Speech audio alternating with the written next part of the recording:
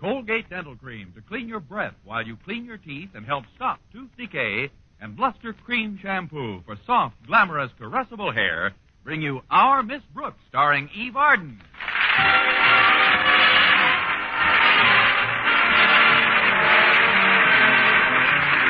It's time once again for another comedy episode of Our Miss Brooks, written by Al Lewis. Well, many of the nation's high school football teams played in postseason junior bowl games last week. Madison High School, where our Miss Brooks teaches English, also received a bowl bid. Yes, Madison was invited to play in the Cereal Bowl. The game was scheduled for last Saturday, and Friday morning at breakfast, my landlady, Mrs. Davis, asked me about the details. Where has the team been invited to play, Connie? In the stadium at Clay City, Mrs. Davis. And you ought to see how big our beloved principal is taking this invitation. Mr. Conklin's so puffed up, he looks like he was shot out of a cannon. If you'll pardon a little wishful thinking. The last few days, he's been absolutely memo-happy. Memo-happy? He sends out one inter-office communication after another. But the game tomorrow should be a lot of fun. Walter Denton, the team's manager, told me that the cheerleaders and the team and the band are all going down in buses. Then there's going to be a dance at the Clay City Hotel after the game. I'd give anything to go. Then why don't you, Connie? I haven't got anything. The tickets are pretty expensive, Mrs. Davis, and on my budget, well, it's just out of the question. How about Mr. Boynton? Is he going? Yes, he's got a ticket already, I believe. Just one ticket? Mr. Boynton's on a budget, too. There's still a chance for me to go along as a chaperone for the girl cheerleaders. Mr. Conklin's daughter, Harriet, told me that he's going to choose between Miss Enright and me today. Miss Enright? But she's always making goo-goo eyes at Mr. Boynton. If she goes to Clay City for the game and the dance afterwards, she'll have him all to herself. I thought of that, Mrs. Davis. That's why I'm giving Mr. Conklin his Christmas present a little early this year. Like in a half an hour. Good. What are you giving Mr. Conklin? A pair of nice woolen socks to keep his feet warm at the game. Oh, it isn't that I want to influence Mr. Conklin to select me instead of Miss Enright. It isn't. Of course it is. Well, all's fair in love and war, Connie. Remember, Miss Enright will take any unfair advantage of you that she can. Oh, I wouldn't say that, Mrs. Davis. You wouldn't? Of course I would. And she would. At least she always has. Taken advantage, I mean. Will you answer the door, please, Connie? I'll take the breakfast dishes into the kitchen. All right, Mrs. Davis. It's probably Walter Denton. He's giving me a lift to school. Coming. Good morning, Miss Brooks. Miss Enright. I was just driving to school, and knowing the usual condition of your car, I thought I might give you a ride this morning. Well, that's very considerate, Miss Enright, but Walter Denton's picking me up any minute. Oh. Well, there's another reason I stopped by. If I may come in out of the draft for a moment, I'll explain. Oh, I'm sorry. Come in, Miss Enright. Sit down, won't you? Well, I'd rather stand, I think. I've a new dress on, and the furniture doesn't look too dusted. Better brush off your finger. We haven't vacuumed the doorbell in months.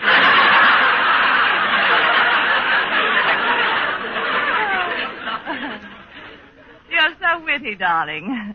But I just wanted to tell you that in spite of our little differences in the past, I see no reason why we can't be more friendly in the new year, which is practically upon us. Well, I'm sure that As a matter of fact, I've brought a little peace offering with me, Miss Brooks.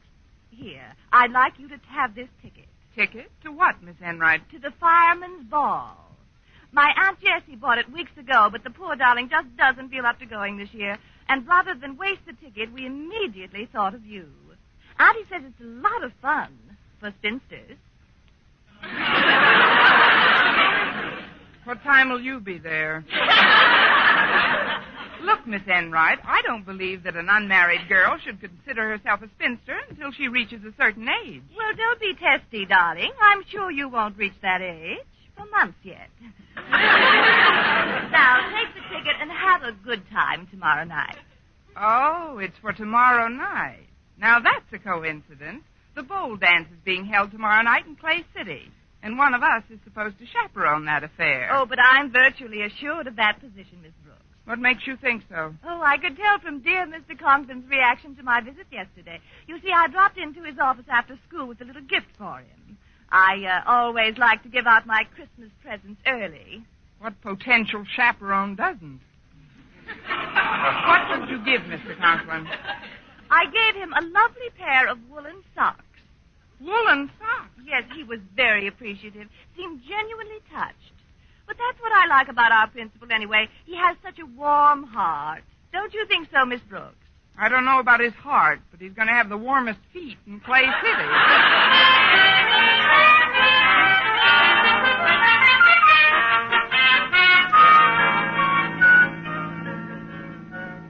I've got to have a few words with Mr. Conklin before my first class, Walter. Do you think we'll arrive at school in time? I'll get you there in time to talk his arm off, Miss Brooks.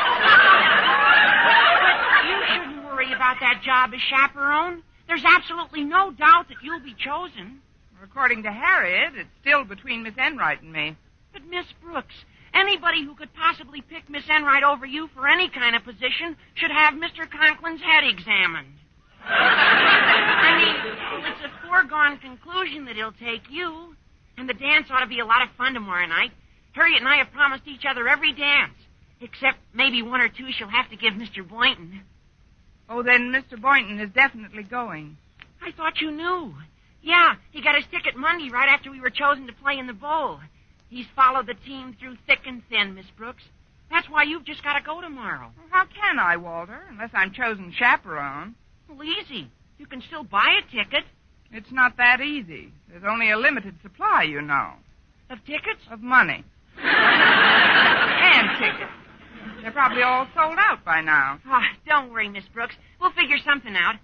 But to get back to Mr. Conklin for a second. Since we've been chosen to play in the bowl, he's definitely lid-flipping material. Lid-flipping material? He's blowing his entire court, Miss Brooks. Every time I turn around, I get another memo. Look at this last communique he sent me yesterday afternoon. Let's see it, Walter. From the office of the principal to the manager, such as he is, of the football team.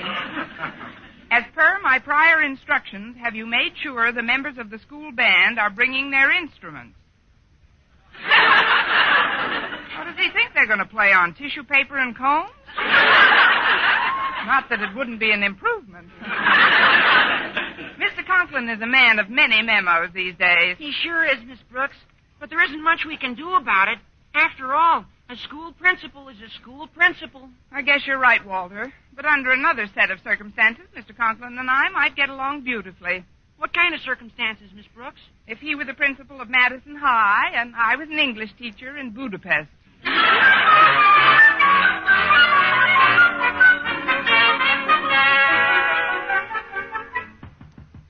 Come in. Oh, it's you, Miss Brooks. What can I do for you? Do you really want to know, Mr. Conklin? No, it was just a figure of speech. Please be brief. I've got a lot on my mind. Yes, sir. I'd like you to accept this little Christmas present, Mr. Conklin. I wanted you to have it early. Thank you, Miss Brooks. What is it? Well, it's a sort of surprise, a timely surprise. As a man who suffers from hypertension, Miss Brooks, I find that surprises do very little for me. What's in the package? Well, I'll give you a hint, Mr. Conklin. You received a present from another teacher yesterday, isn't that right? Yes. Well, if you had that present on and then put my present on, you'd be wearing a very bloated pair of shoes. Here, I'll just put it away in your closet. Oh, while I'm at it, I could clean out this closet for you, Mr. Conklin. No, thank you, Miss Brooks. Miss Enright did that for me yesterday. As you know, I'm going to choose one of you as the chaperone for the trip tomorrow. I'll make my final decision at lunchtime. Very good, Mr. Conklin. Have you completed all arrangements for tomorrow? Practically. I've just finished another memo for those directly concerned with the trip. I call it Schedule A. Would you like to hear it? Not It necessary. reads at 7:30 a.m. Band members and cheerleaders under supervision of female chaperone will leave on bus number 1. Second half of contingent will be personally conducted by me and will leave at 8 o'clock on bus number 2. Signed, Osgood Conklin. That certainly is explicit. I must say, Mr. Conklin, these memos of yours are a wonderful idea. Why, this schedule lists all the instructions so clearly and concisely that there couldn't possibly be the slightest confusion. I'm quite slippery on this side, Miss Brooks. Perhaps you should start buttering up the other. Why, Mr. Conklin, it's just that I realize that there's more to this expedition than the honor of being invited to a bowl football game. And I want you to know that I'm ready, willing, and able to accept the great responsibility, the hard work, and the free ticket that goes with it.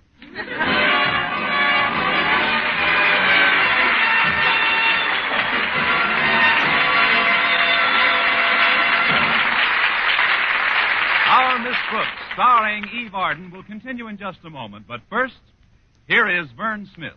Now, proof that brushing teeth right after eating with Colgate Dental Cream helps stop tooth decay before it starts. Continuous research, hundreds of case histories, makes this the most conclusive proof in all dentifrice research on tooth decay. Eminent dental authorities supervised hundreds of college men and women for over 2 years. One group always brushed their teeth with Colgates right after eating. The other followed their usual dental care. The group using Colgate Dental Cream as directed, using Colgates exclusively, showed a startling reduction in average number of cavities, far less tooth decay. The other group developed new cavities at a much higher rate. No other dentifrice offers proof of these results. Modern research shows decay is caused by mouth acids, which are at their worst right after eating. Brushing teeth with Colgates as directed helps remove acids before they harm enamel. Yes, Colgates contains all the necessary ingredients, including an exclusive patented ingredient for effective daily dental care. So remember, always use Colgate Dental Cream to clean your breath while you clean your teeth and help stop tooth decay.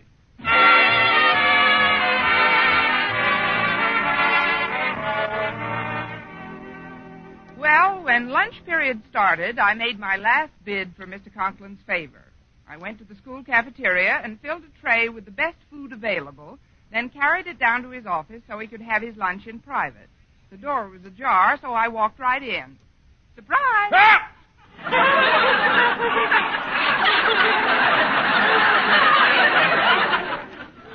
Oh, it's you, Miss Brooks. Come in. Yes, do come in, darling.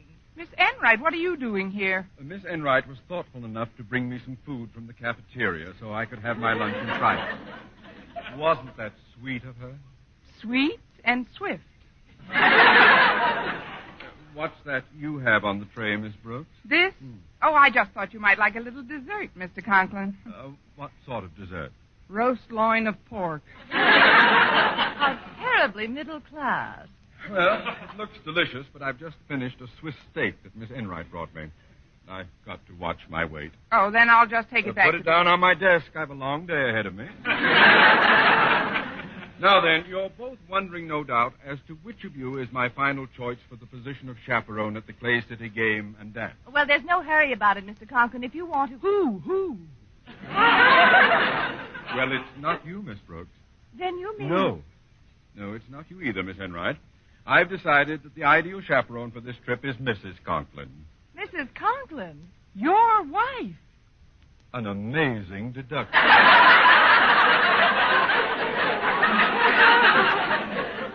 Yes, the thought occurred to me this morning while I was mulling over a memo that the chaperone for girls should be a married woman.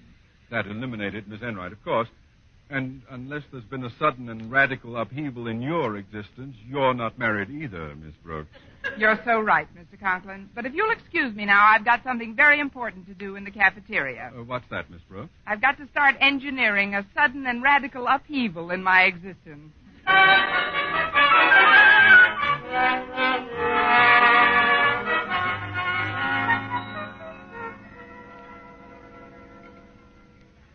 Mr. Boynton.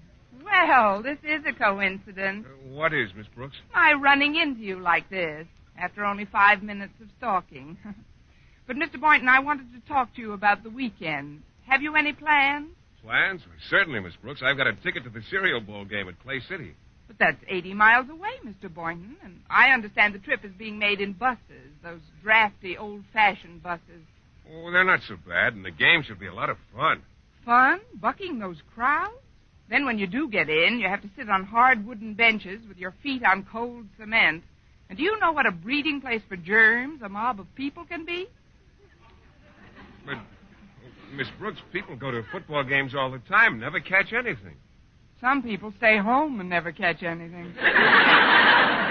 Look, Mr. Boynton, this game is for kids. But there's a dance afterwards for everybody. Fine dance. You know who's going to play the music for it? Our school orchestra. And have you heard them rehearsing lately? Well, no, I haven't. I have. They were running through Mule Train the other day, and the only instruments on key were the whips. I'm surprised at this attitude of yours, Miss Brooks. I thought you'd be keen to go. Didn't you even buy a ticket?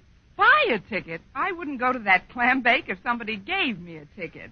Besides, there's a new movie coming to the Strand tomorrow that all the papers say may get the Academy Award. It's called All the King's Men. You wouldn't want to miss that, would you? Well, I'll see that later on, Miss Brooks. Now, if you'll excuse me, I've got to get back to my laboratory before class starts. Some things I want to pack away for the weekend. Go ahead, Mr. Boynton. Well, I'll see you before I go, won't I? There's no hard feelings. Oh, certainly not. No reason why you shouldn't go where you want to go when you want to go there. Is there? I guess not. See you later, Miss Brooks. Toodle.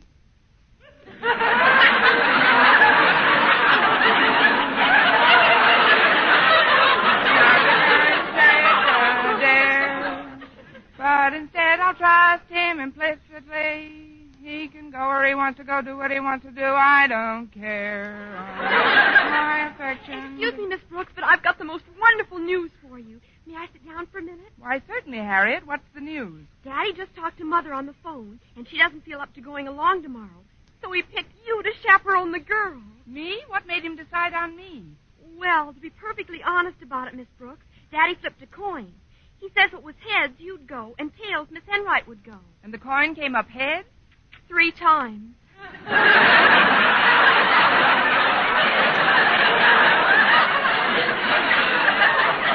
Now, here's your ticket, Miss Brooks.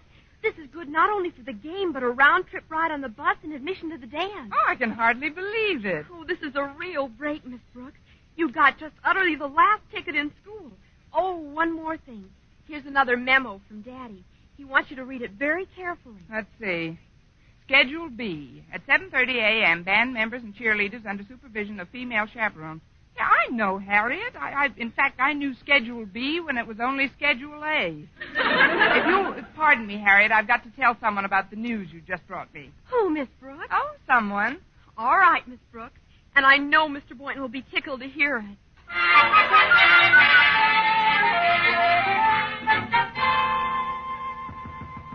Come in. Oh, hello, Miss Brooks. After you left, Mr. Boynton, I got to thinking about our conversation. Me too, Miss Brooks. And I've decided that I'm not going on the Clay City trip after all. You're not going? No, I'm selling my ticket to Mr. LeBlanche, the French teacher. Selling your ticket? But, Mr. Boynton, you're missing the trip of the century. Cozy modern buses, the thrill of personal contact with that adorable horde of people at the stadium.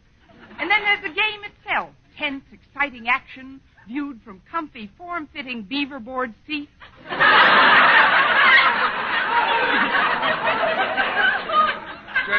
Just a minute, Miss Brooks. Are you going tomorrow? Of course, I wouldn't miss it for the world. But you said in the cafeteria that you wouldn't go if somebody gave you a ticket. What made you change your mind? Somebody gave me a ticket.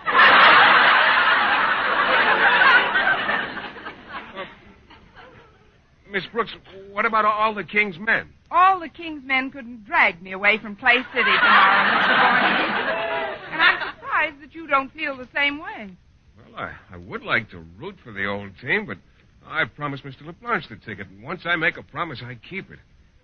Well, don't worry about me, Miss Brooks. I'll find something to do. I'll probably take Miss Enright to a movie or something. Miss Enright? Well, yes, she loves movies, you know. She loves sitting in movies. There's a difference. Honestly, Mr. Boynton, I just can't understand you sometimes. How do you mean, Miss Brooks? Well, doesn't being with the old team mean more to you than being with old Enright? there's anything wrong with Miss Enright that a little chicanery, which I'm about to indulge in, couldn't eliminate, along with Miss Enright. I'm afraid I don't follow you, Miss Brooks. Let's keep it that way, Mr. Boynton, at least temporarily. I'll see you in a little while. Yeah, but Miss Brooks, you don't... Toodle.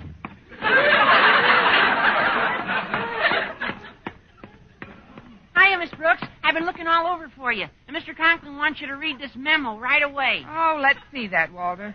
Schedule C. At 7:30 a.m., band members and cheerleaders will board bus number 1. Oh, great. I don't have to read this. I know this schedule backwards.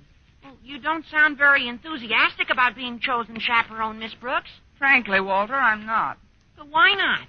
Well, it's a long, dull story in which the heroine cuts her own throat.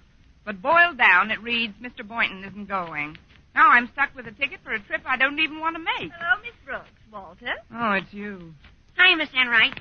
If you ladies will excuse me, I've got to get over to the supply room and pick up some megaphones. We can finish our conversation in a few minutes, Miss Brooks. Thanks a million, Walter. Well, Mr. Conklin told me that you won the toss, Miss Brooks, and I suppose good sportsmanship demands that I offer my congratulations. Well, thank you, Miss Enright. That is very sporting of you. Of course, I have enough money in the bank to go on my own, but there just isn't a ticket to be had. I know there isn't. Wait a minute. What would a ticket be worth to you, Miss Enright? Why, do you have an extra one, Miss Brooks? Would you give $5 for a ticket, Miss Enright? It includes bus fare and admission to the dance, you know. Well, that sounds eminently fair, Miss Brooks. Here's the $5. And here's the ticket.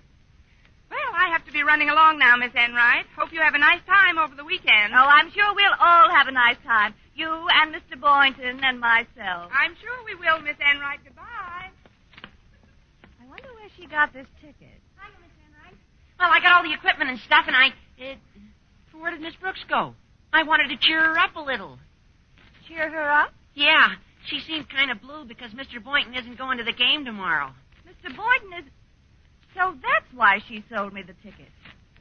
Walter, could I borrow one of those pennants you've got there? Oh, sure, Miss Enright. What kind do you want? Any kind, just so it's nice and sharp.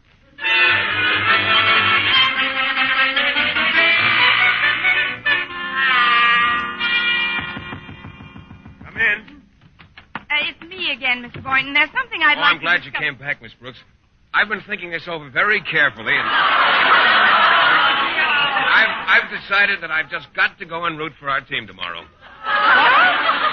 Now, those kids would never forgive me if I didn't come. Mr. LeBlanc will just have to understand. You don't mean it, Mr. Boynton. You can't mean that you're going to ride 80 miles in a drafty old... and then buck a germ-ridden mob for the privilege of watching 22 untalented children run into each other while you're sitting on a stone bench with your feet in your pockets. I'm sorry, Miss Brooks. You can't talk me out of it this time. I'm going to the ball tomorrow or bust. Oh, but Mr. Boynton... May I come in, Mr. Boynton? It's Miss Enright. Stay right where you are, Miss Enright. I'll come out. Excuse me, Mr. Boynton. Well, what is all this? Miss Brooks, I thought I'd find you here. I know what you're thinking, Miss Enright, and you're perfectly justified in being annoyed with me, but I'd like to make it up to you if you'll let me. What do you mean, Miss Brooks? Here's your $5 back. Give me the ticket. Well, I didn't expect you to be this honest. Here you are, Miss Brooks. Thank you. Oh, hello, Miss Enright. Oh, hello, Mr. Boynton. I understand you're going to be in town over the weekend. How about taking in a movie together tomorrow night? Oh, I'm afraid that's out of the question, Miss Enright. I'm going to Clay City tomorrow with the team. Well, Miss Brooks, you've done it again. That's 2 touchdowns for you already. Don't add up the score yet. I'm hoping to make some conversions tomorrow.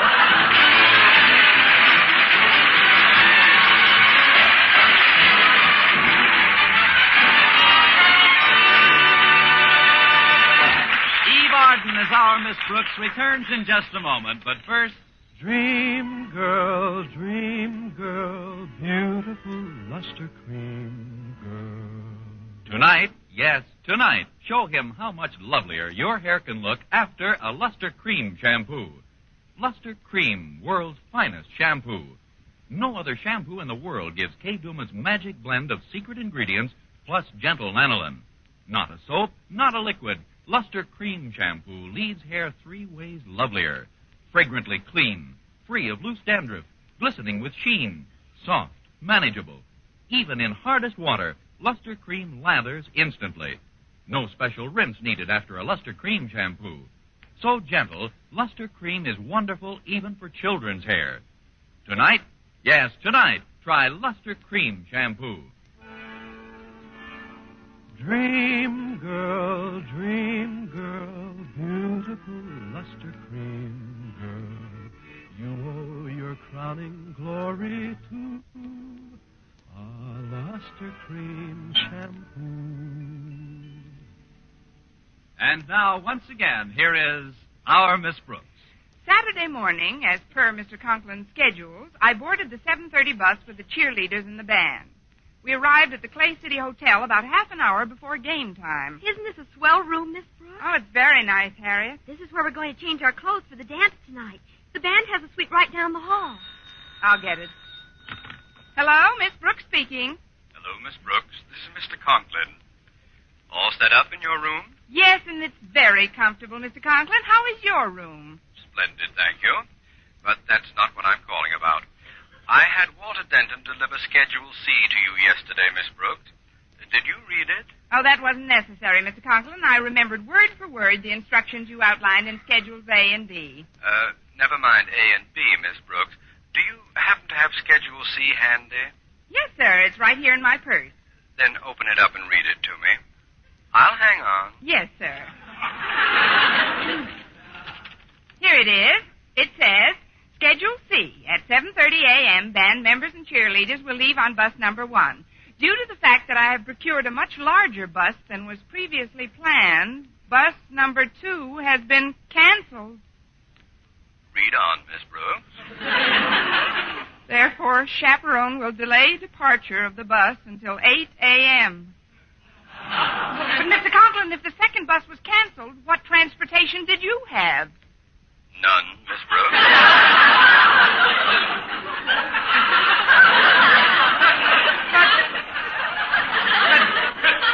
But you said you had a nice room. Oh, I have a lovely room. You've seen it. Done in early American. Lots of nice maple and some fine old prints. There's only one thing I don't like about it, Miss Brooks. What's that, Mr. Conklin? It's in my home. 80 miles from Clay City.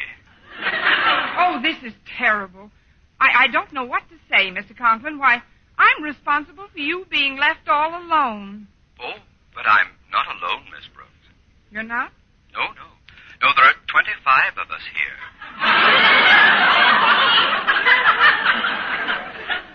The entire Madison football team!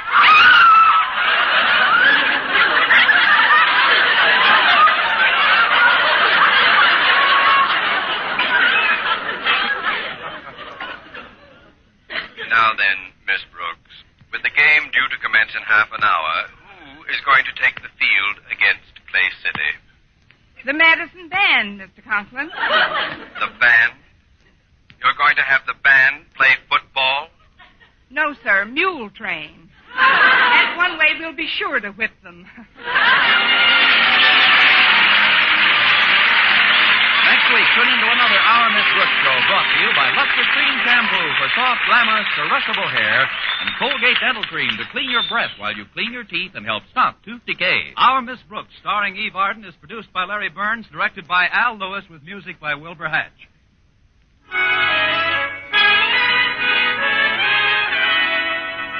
Men, here is actual factual proof of more comfortable, actually smoother shaves by using Palmolive Lather Shaving Cream. 1,251 men tried the Palmolive Lather way to shave described on the tube. And no matter how they shaved before, 3 out of 4 got more comfortable, actually smoother shaves. Try Palmolive Lather Shaving Cream. See if you don't get more comfortable, actually smoother shaves the Palmolive Lather Shaving Cream way. For mystery liberally sprinkled with laughs, listen to Mr. and Mrs. North, the exciting, fun-packed adventures of an amateur detective and his beautiful wife. Tune in Tuesday evening over most of these same stations. And be with us again next week at this same time for another comedy episode of Our Miss Brooks. Bob Lamont speaking.